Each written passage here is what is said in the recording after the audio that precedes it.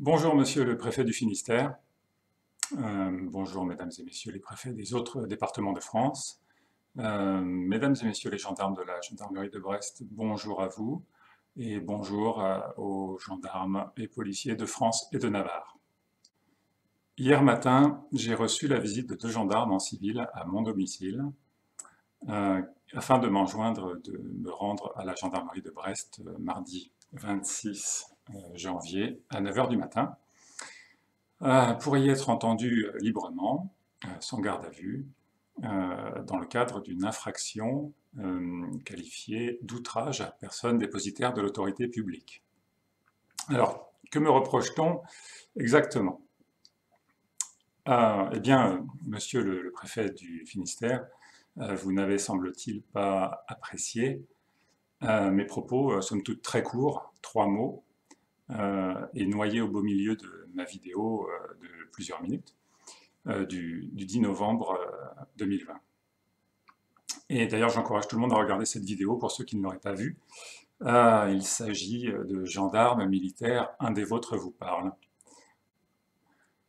Alors, je m'y exprime afin d'encourager nos amis gendarmes, les policiers et les militaires, des rangs desquels je suis issu moi-même, à prendre conscience de la folie de la politique de répression qu'ils consentent à appliquer par peur de la sanction, sûrement aussi.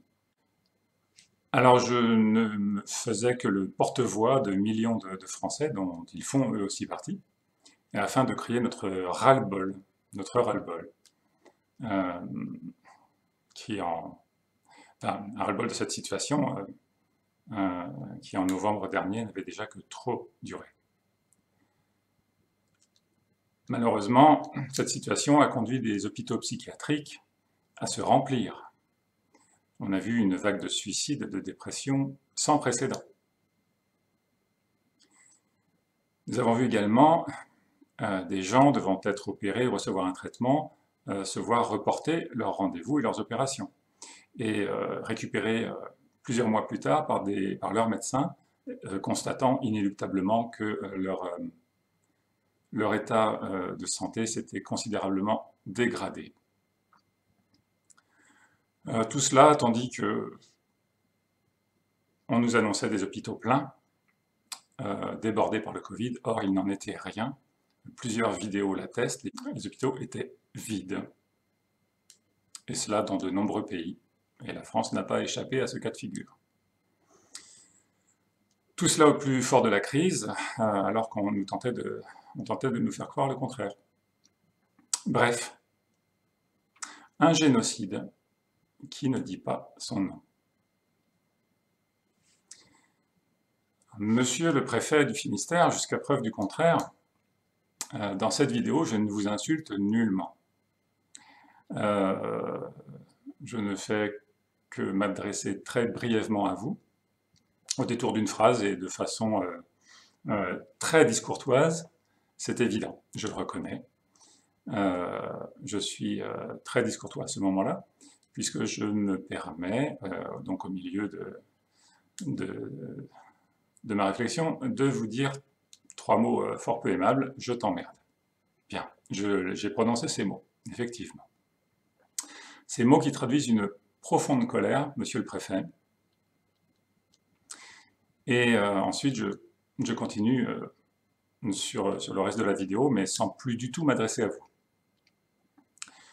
Je suis donc à cet instant de la vidéo effectivement très discourtois envers vous, et non pas insultant, ce qui n'est pas tout à fait la même chose. Or, monsieur le préfet du Finistère, et là je m'adresse à tous vos collègues de France, tous les préfets qui me regardent en ce moment, préfets, sous-préfets, si je me suis adressé au préfet du Finistère en ces termes, c'est que vous nous aviez et vous m'aviez insulté gravement, moi, personnellement, et tous les Français, et tous les membres de la gendarmerie et de la police sur lesquels votre autorité s'applique. vous m'avez insulté gravement, vous nous avez insulté gravement, oui, vous avez insulté mon intelligence et celle de tous les gens que je viens de citer, tous les Français et tous les gendarmes, tous les policiers, qui dépendent de votre autorité. Et vous continuez aujourd'hui. Un exemple. Nous convaincre, par exemple, que s'asseoir sans masque dans un restaurant est bien moins dangereux que de circuler au beau milieu des tables avec un masque obligatoire. Est-ce que vous détenez, monsieur le préfet, une étude scientifique sérieuse qui prouve le fait que s'asseoir dans un restaurant avec sans masque est moins dangereux que de circuler entre les tables pour éviter la diffusion d'un virus? Est-ce que vous avez une étude scientifique qui prouve que le port du masque, en tout lieu, en toutes circonstances, est tout à fait adéquate pour éviter la circulation d'un virus? Nous sommes preneurs, je suis preneur et cela m'intéresse beaucoup. Une autre insulte aussi à ma propre intelligence, donc une insulte que vous profériez depuis le début de cette crise, me convaincre que pour mon bien, je dois me signer une propre attestation de sortie pour sortir de chez moi et me rendre où bon me semble, dans un horaire contingenté. Voilà, une propre autorisation de sortie. Là encore, je pense qu'il s'agit d'une véritable insulte à mon encontre, à mon intelligence et à l'intelligence de tous les Français. Et notamment nous empêcher de sortir, en ce qui me concerne, sur les plages du Finistère, puisque j'avais tourné cette vidéo sur nos très belles plages, où, comme tout un chacun le sait, la circulation du virus était extrêmement virulente, et nous voyons les morts tomber sur le sable. Je me souviens de ces images atroces, effectivement, oui. Autre chose, là je crois qu'on on atteignait le point culminant de la bêtise, contraindre les promeneurs à tourner autour d'un lac dans un sens. Le sens était fléché, le sens de circulation était fléché, le sens inverse était bien marqué de panneaux de sens interdit. Je l'ai vu, de mes yeux vus, et voilà, des panneaux indiquant aux gens le sens de circulation. Autant vous dire que je tournais systématiquement dans le sens inverse, aux grandes dames des promeneurs et des moutons bien disciplinés, dont je n'étais alors pas, je ne suis pas aujourd'hui, et je serai encore moins demain, monsieur le préfet. Vous pouvez piéger quelques crédules, je les ai vus, mais pas moi, pas nous.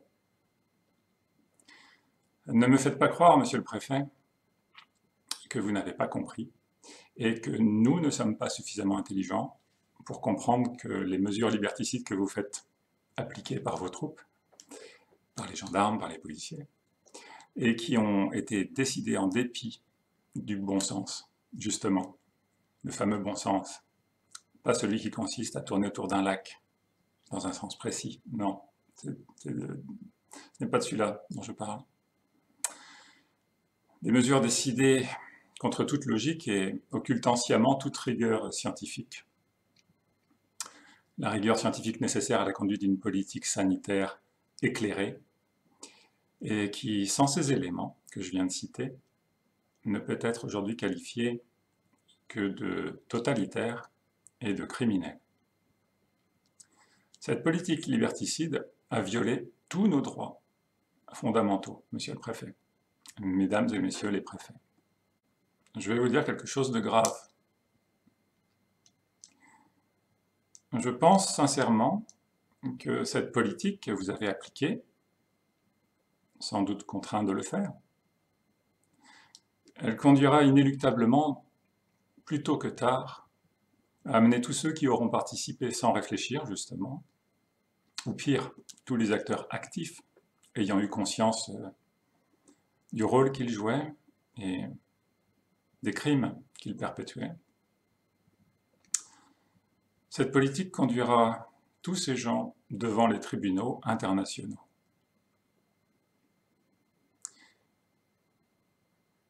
Et les chefs d'accusation seront les plus graves. Le chef d'accusation sera le plus grave, celui de crimes contre l'humanité.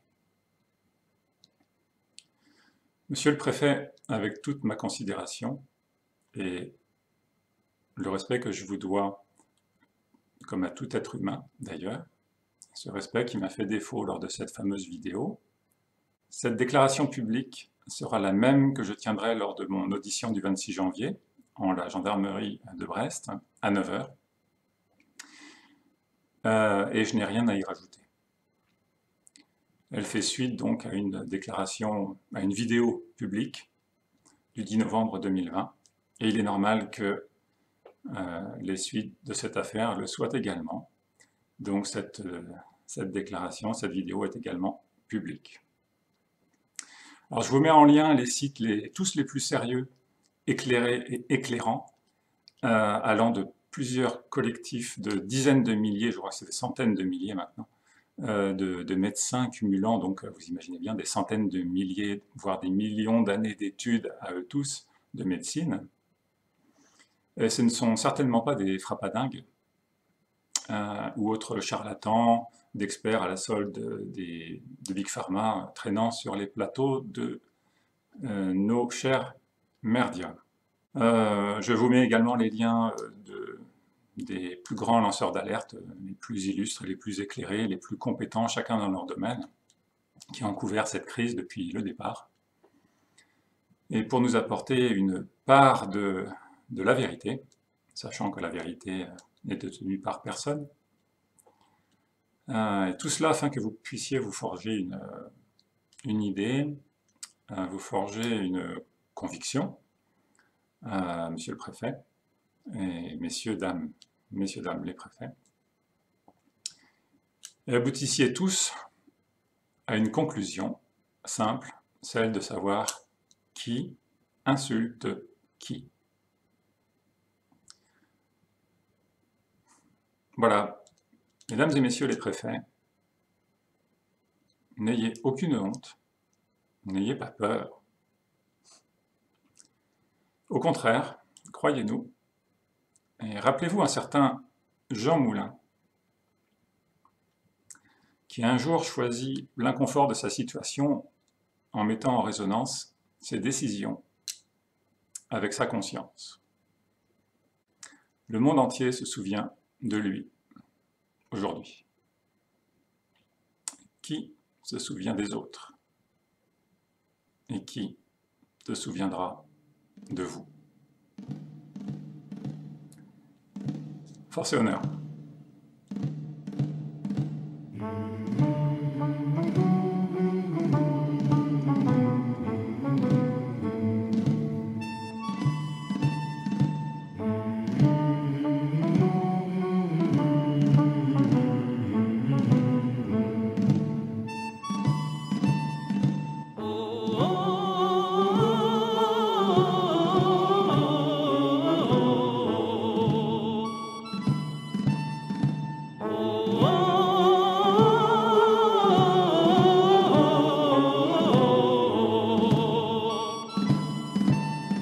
Ami, entends-tu le vol noir des corbeaux sur nos plaines?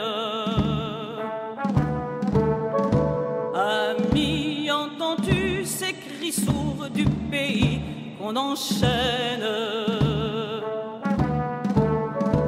Ohé, partisans, ouvriers et paysans, c'est l'alarme. Ce soir, l'ennemi connaîtra le prix du sang et des larmes.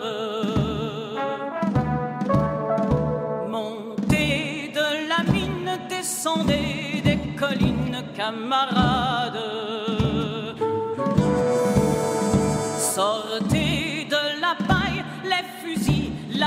mitraille, les grenades. Oh, et les tueurs à la balle et au couteau, tu évites.